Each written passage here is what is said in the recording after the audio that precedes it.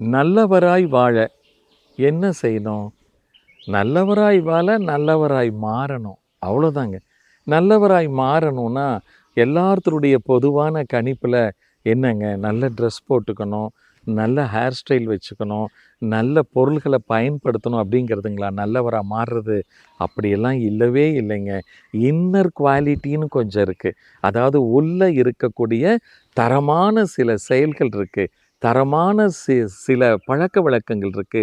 அதனால உள்நோக்கி நாம பார்த்தோம்னா, நமக்கு உள்ள இருக்கக்கூடிய மனம் சார்ந்த செயல்கள, வெளிப்பாடுகள நாம நல்லதா மாத்திட்டாலே போதும்.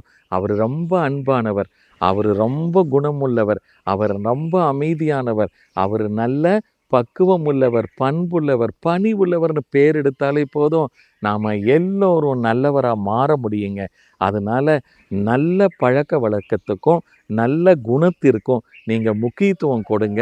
நீங்களும் நல்லவரா மாறலாம். வாழ்க வளர்க!